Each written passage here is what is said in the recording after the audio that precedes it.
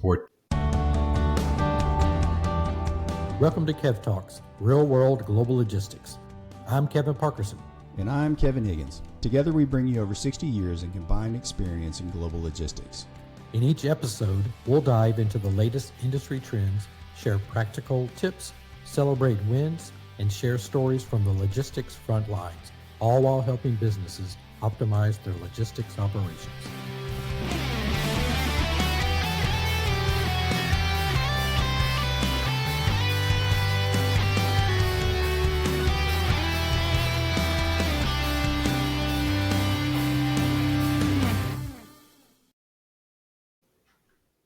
Welcome to Kev Talks, Real World Global Logistics. This week's episode is part of our Empowered Logistics Navigating the Future Through People series, where we have Marianna Kinnee, a visionary leader and advocate for people-driven supply chain innovation. Marianna shares her unique journey from managing $400 million transportation budgets to founding Might in Motion, a platform dedicated to empowering professionals and teams in the logistics industry. We dive deep into the 4M's framework, explore how radical candor fosters growth, and discuss actionable strategies for building resilient, high-performing teams. This episode is a masterclass in mentorship, leadership, and the critical role empowered individuals play in shaping the future of logistics. Welcome, Marianna. Thank you so much for having me, Kevin and Kevin. I know, right? Thank you for being here. Absolutely. This is going to be great. I think, really, let's start off with introduce yourself to the audience. Tell them a little bit about who you are, what you've done, and what you're doing right now.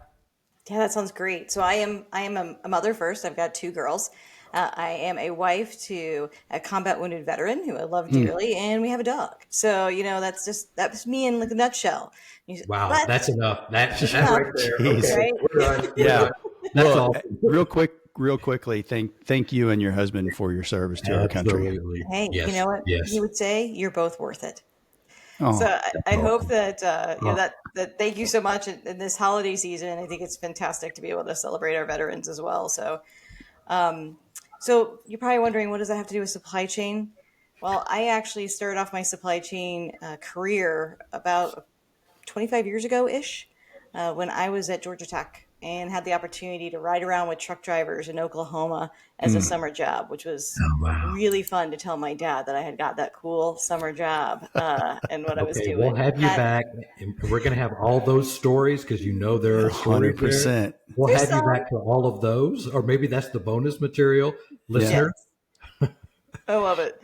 And then I ended up doing consulting and then started a 22-year career with Home Depot, which was phenomenal, doing everything from store-facing initiatives to inventory planning, international transportation, domestic transportation, offshore transportation, all the fun things. And it was so exciting to be part of Home Depot as a retailer and dealing with those frontline associates and knowing that, from a transportation and supply chain standpoint, you have a direct impact to people's lives. A few months ago, I actually transitioned to a tech startup, and now I'm with a company called Vector, and it's a supply chain tech startup. And so what our mission is to really make every shipment digital and collaborative between the truck driver, the shipper, and the receiver. It's so much fun to be on this side of the house and learning different things and helping a plethora of different customers in their journey.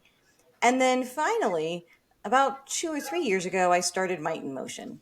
And my mission there was to create my own platform, my own stage, so I can share information through a podcast and through a book on how to have a more well-rounded life, how to be a better leader, and bring your best self to your team every single day.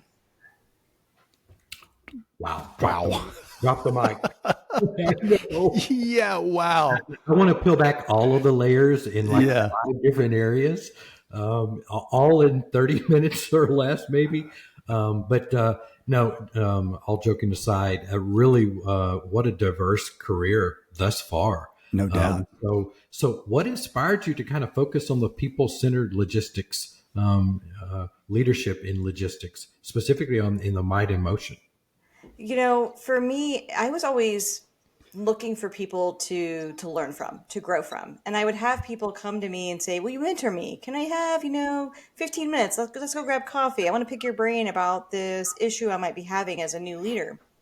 And I thought, well, yes, you could do that, but couldn't I reach out to a much broader audience by creating the podcast? And so through that, I was able to bring guests from psychologists to CEOs, Olympians, CNN anchors, just a huge variety of people, Wow. including a death doula, which, if you don't know what that is, it kind of themes with some of our green room conversation earlier. But all of those guests have some sort of thread that, as a leader, especially a new leader, what you can pull on to be better. And servant leadership, I think, is the way to go, because when you are present with your team, when you are listening not only with your ears, but with your eyes and feeling their whole energy, you can actually draw out from somebody successes that they never thought they could do on their own. Mm-hmm. And by leaning in different facets, it really can enable you to be one of the best leaders out there. And I've enjoyed it. That's kind of been my mantra is to have that servant leadership heart and try to live it every day to the best of my ability. I think that applies too when you are, a big shipper working with a carrier, right? Mm-hmm. You could wield a really big stick, right? And say, "Hey, I'm paying the bills. You need to do everything I say." Mm-hmm. Or you can come to the table and say, "How can we work together? How can we be a better partner? What can I do to maybe help you become more efficient? What can you do to maybe help me go drive that cost out?" Mm-hmm. And it's so amazing when you see that, and when you start seeing that happen.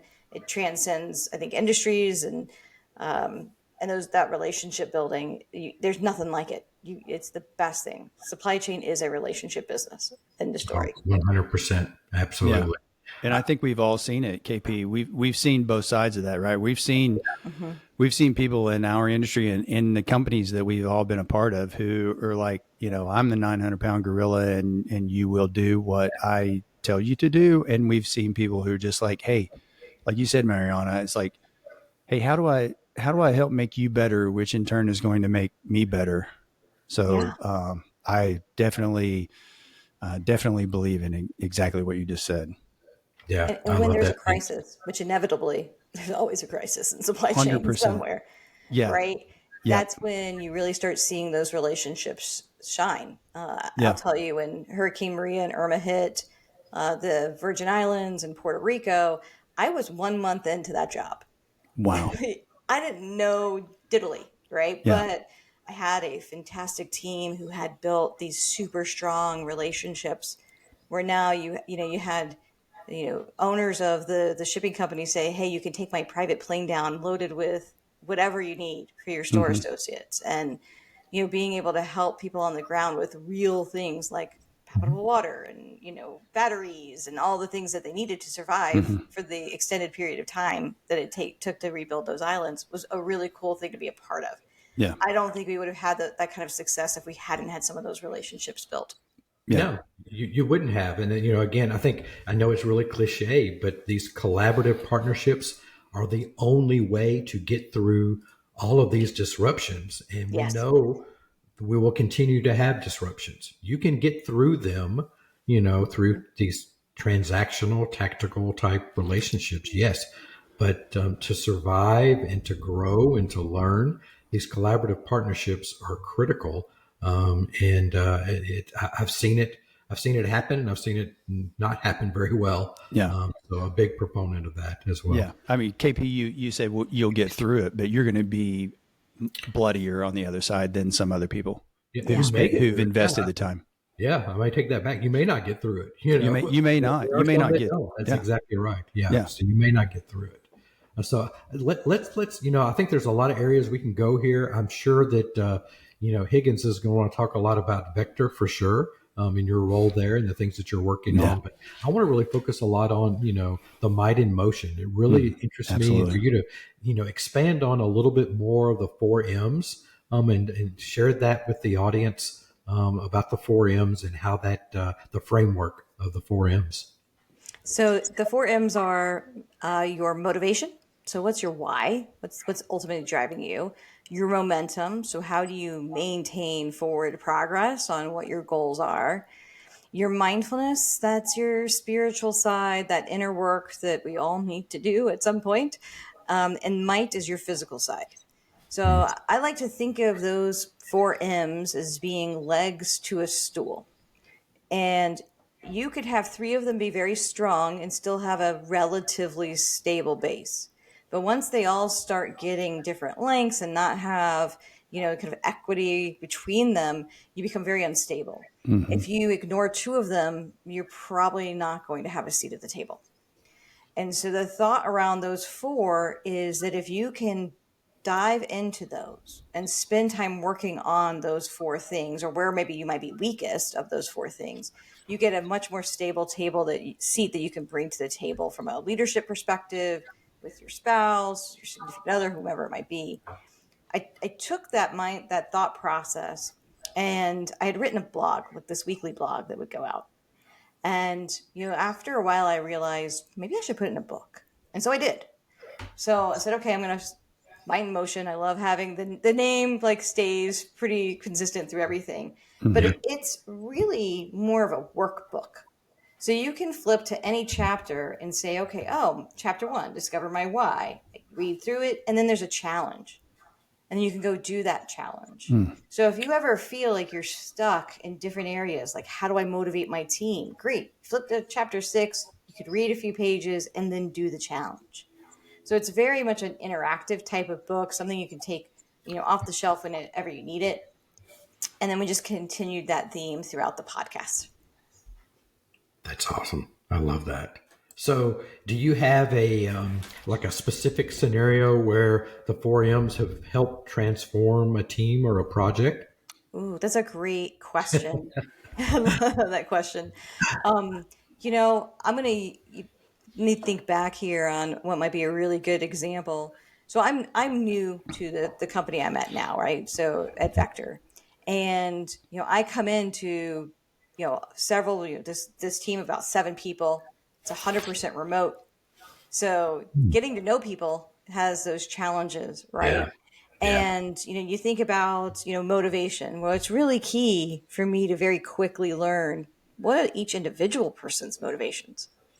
Some Mm. people it's money. Some people it might be, I want to be seen as the one who trains everybody, right? I want to be the go-to guy or gal Yep. that knows Yep. everything. Some people it's more of like, I just want to be part of a really fun team, and so you've got these different things. You learn what their motivations are, and that's through questions, spending time, etc. And then you can figure out how do you drive momentum. And that could be momentum on their personal goals, but it could also be momentum towards a team set of goals. Okay. So we quickly put together, from a team perspective, key performance indicators.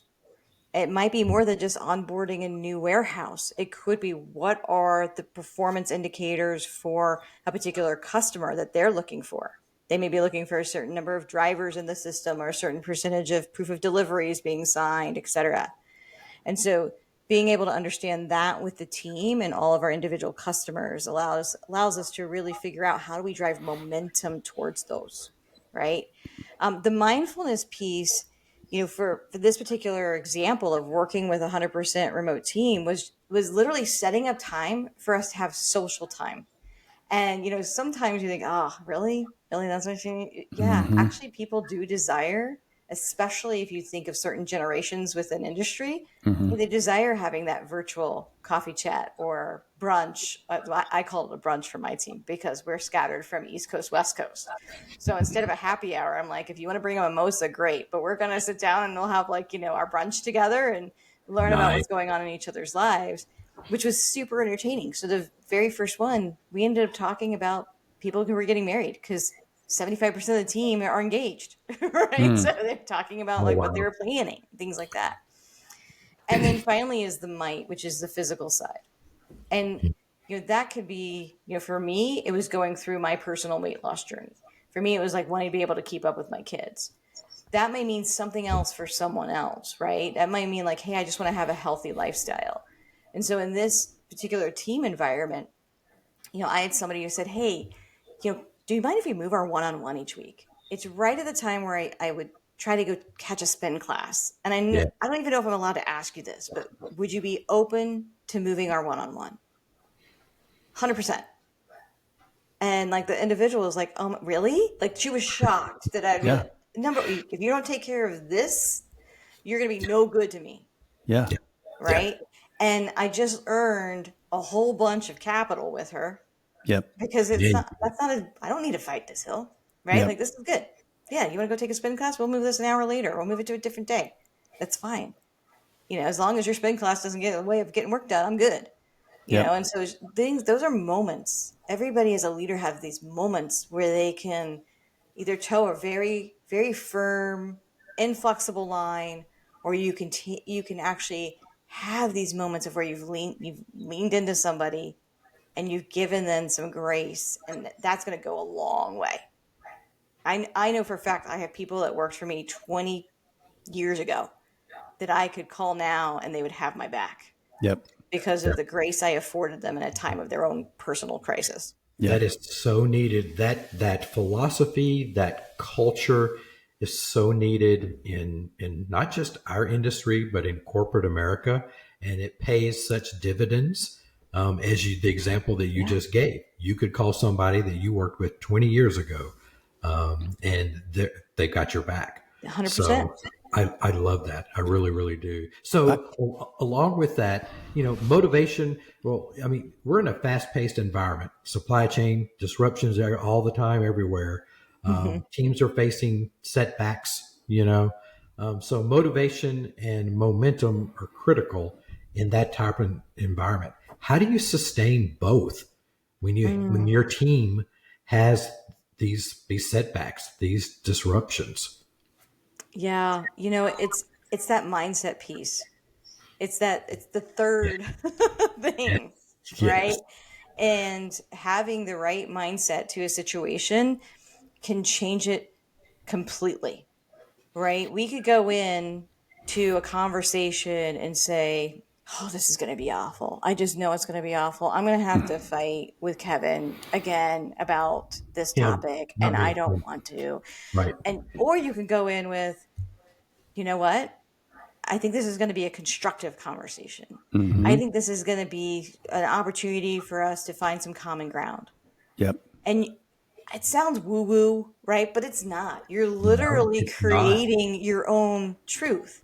It's the guy who might have been a prisoner of war, right? We'll go back to the military piece. Yeah. And every day they thought through the round of golf they were going to play when they got back. And they couldn't actually play golf. They couldn't actually get up and do anything. But when they came back, they Yeah. could play golf better than they could before. So why don't we leverage that same power that's Yeah. between our two ears to visualize how successful we can be, and then take action toward it? It's not just going to show up at your door, but you got to take action to make it Yeah. happen. Yeah, absolutely. And KB and I talked about this a little bit earlier today. Is like, one is like that exact mindset. And I've always been an overthinker, right? And so my brain processes like lots of different paths and lots of different solutions. So, and that's done well for me in the business world. On the personal side, it's a problem. Because I have that, I have that, my mindset has been, different. And so I am changing that. So I'm focused on a different mindset instead of saying, oh, I am an overthinker. It's like, I am, not an overthinker. I am this way. Yeah. So I love that, like going into a conversation and dreading the conversation. But know what? This is going to be a great conversation. It's going to be a productive conversation, and we're going to get stuff done. So I love the that mindset part of it. Yeah. You're not an overthinker. You're a strategic thinker, Yes, right? exactly. You're a problem solver. I am That's what that is. methodical. Yeah. Right. I mean, it's putting the spin on it. Yeah. But then there's also the acceptance when somebody calls you out. Yep. Right. So like, I'll tell you the other night, or when was it? Earlier this week. It doesn't really matter when it was, because it probably could have been any week, honestly. I, told my family, I was like, look, I need your help today. If you want to go to Texas Roadhouse for lunch, I think it was Sunday, I was like, then you guys have to help me do this, this, this, and this, because I can't do all of that and take an hour of us going out to lunch. And so everybody said, the kids, husband, everything, yeah, we'll help out, we'll help out. And then I just kept on going on this like stupid, hamster on a wheel, complaining, oh my God, I'm not going to get everything done. I'm not going to get everything done. And my husband finally pulled me aside into our bedroom and said, we told you we would help you. So stop saying that it's not all going to get done. Mm-hmm. Because if you do, it won't all get done. Right. Instead, we've offered to help. You just need to leverage us. And I could have been mad and pissed off and, oh my God, no, like, you're right again. Like you really are. But you need somebody to sometimes call you out and have that radical candor. And then you got to be able to accept it. It's hard. Yeah. I love that. Radical candor. Yep. You guys are walking right into my next question. I think you're looking at my notes or something, but bring it on. Radical candor. Yeah. It often feels risky in organizations. So how can leaders foster a culture that embraces radical candor? Yeah. You have to be consistent and open. And so it's those difficult conversations that when you are willing to have them, really good things can happen because of them. So, sometimes we'll say, oh, that person, they're not promotable. Why? Oh, they're just not promotable. Why? And if you don't start asking the whys and then understanding very clearly, oh, it's because they handle certain situations this way. Okay, well, let's have a conversation with him or her. Mm-hmm. I think a lot of times leaders or bosses, I'm going to call them bosses, because if you're not willing to have the tough conversation, I don't put you in the leader bucket, right? But right. We have bosses sometimes that are afraid to actually say what somebody might actually be doing wrong, right? Or when somebody asks you something that's challenging, they're afraid to engage in the conversation, which could be anything from, hey, I don't agree with where I am in a pay band. Well, let's have a conversation about that. Yep. Right? Like, instead of me saying you're paid enough, hey, you might be over the pay band. You might be in a top percentile. Right. You want to move up. Okay, here's what you have to do to move up to get out of this pay band. And make it very, very, and if those change, if the dynamics change, which sometimes they do, you have to be willing to say that. It's hard, but it's so important. It is. And that brings me back to kind of a point that you made a little bit earlier that I kind of wanted to bring up. So, you were talking about that person who asked you if you could move, if you could move the one-on-one because they had a spin class, right? And you were open to that conversation. But one of the lessons to me is for that person that asked you that question, it's okay to have that conversation as that person. Yeah. Because I know I have a cousin who is one of the hardest workers, smartest people I have ever met in my entire life. And he works for a company in a different time zone. He works remotely, and they schedule stuff on his lunch every day. Yep. And I, it's okay to have that conversation and say, hey, you guys are going to lunch at noon. I'm going to lunch at 2:00. And I think, so that was what you said was important to me, because it's like, it's also giving the person asking the question permission to ask the question. Yes. Boundaries are really important. It's not just important in relationships. It's important at work too. Yeah. And I'm in a similar situation now where a lot of people on my team or within my company are on West Coast time. I'm East Coast. So I actually started to put 30 minutes lunch on my calendar. It might move around. I may eat at 11. I may eat at 12:30, depending on what's going on. But people can actually see, you know what? I actually need a moment to grab a bite to eat, right? Or on the flip side, if somebody schedules a 6 p.m. meeting on a Friday, I'm more than likely going to decline. Right. I know it's 3 p.m. for you, but it's 6 p.m. for me. And unless it's super critical, I'll just go listen to the replay. Yeah. Which is amazing that I now, like, working at a tech company, everything, like, there's replays. And Yep. then I can go back and watch them on like 1.5 speed. And so I would challenge any organization, if you have the opportunity to record those big meetings. Yep. Oh, I didn't realize how much of a benefit that was, but now I can go back and catch up, just like listening to a podcast, right? I can go and catch up very quickly and be up to speed with the rest of the team. It's amazing. Yeah, that's great. That's a great idea. Something as simple as that.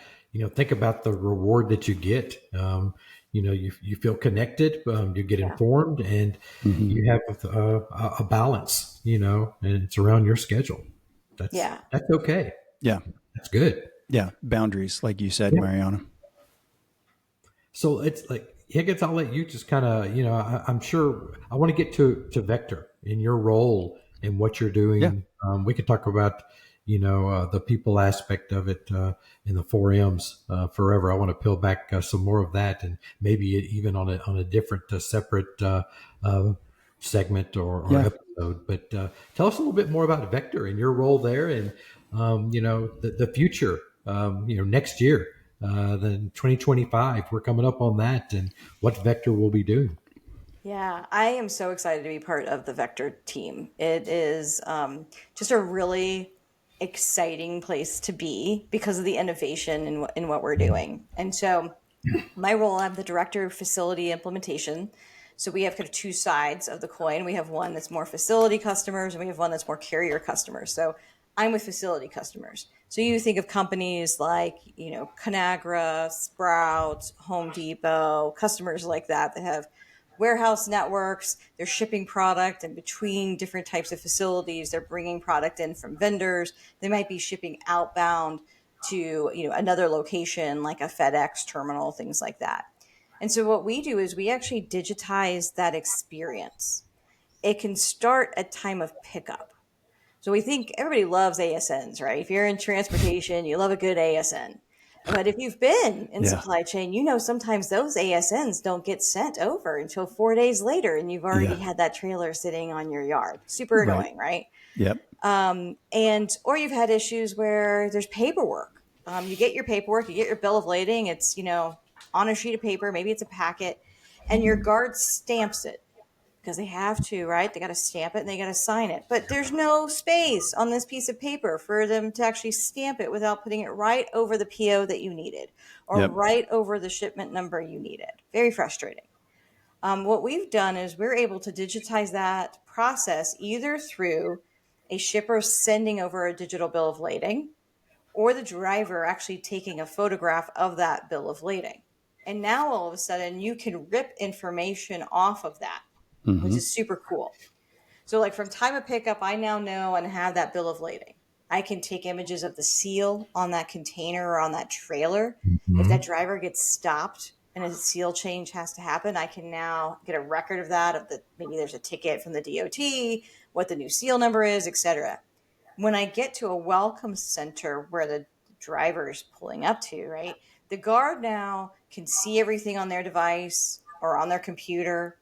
They can go and do checks, right? They have to do a walk around. Is the seal intact? Yeah, oh, wow, and it actually matches, right? Okay, that's good news.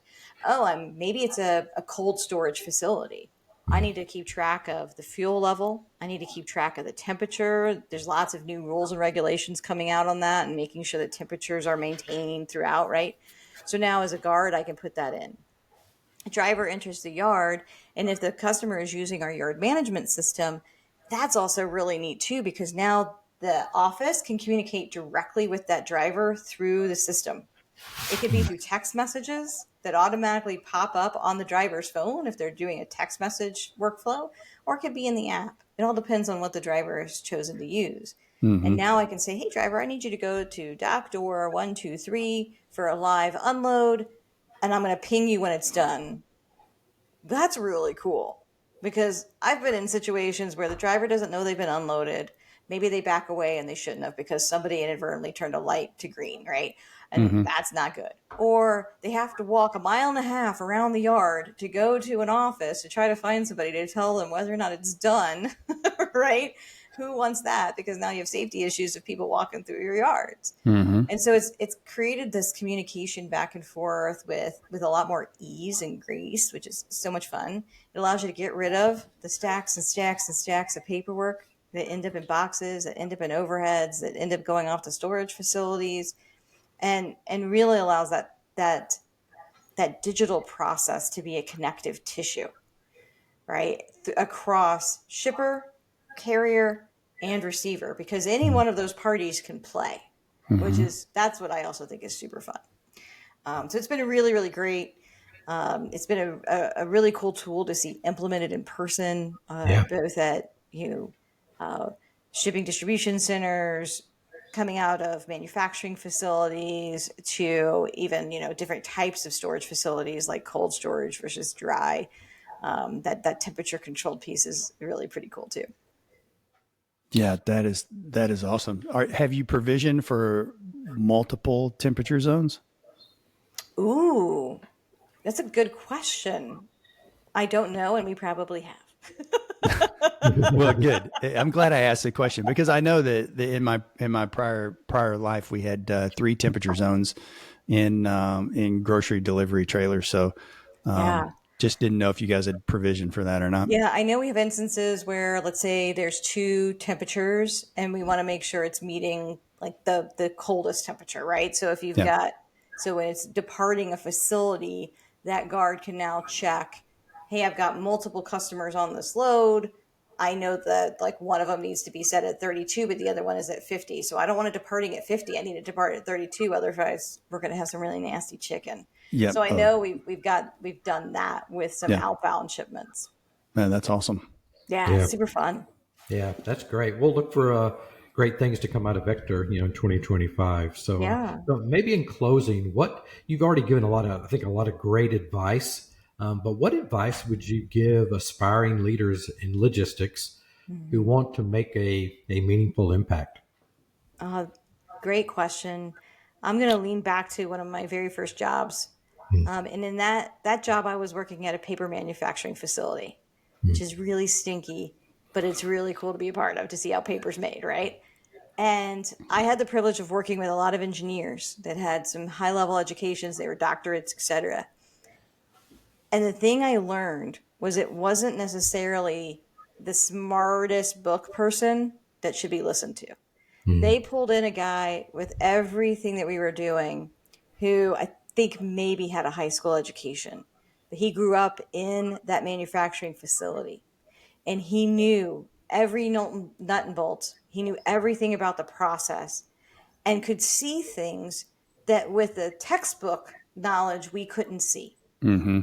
So I'd say if you're a young leader and you're in supply chain, lean into those individuals that have that wisdom, that may have seen things before you, and lean into them, learn from them, but also ask the question, what's changed since then that might enable us to do things that maybe couldn't have happened before, right? I think that's really, really fun. When you can lean into the wisdom and have that innovation side, so important, that it allows you to learn how to listen. It allows you to learn how to have some humility and be able to be, I think, a better leader at the end of the day.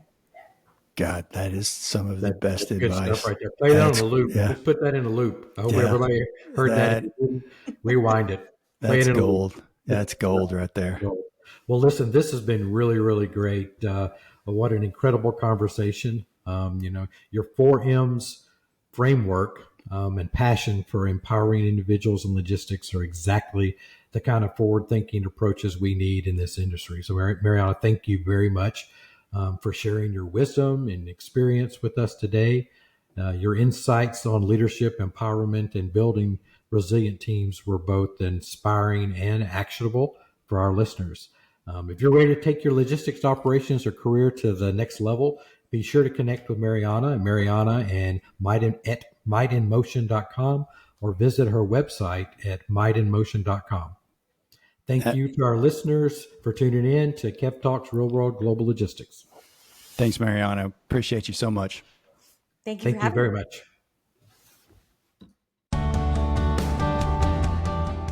We hope you enjoyed this episode of Kev Talks, Real World Global Logistics. If today's discussion inspired you, don't forget to follow, subscribe, rate, and share our podcast. Remember, every great journey in logistics starts with a single step forward. Let's continue working together to transform the industry.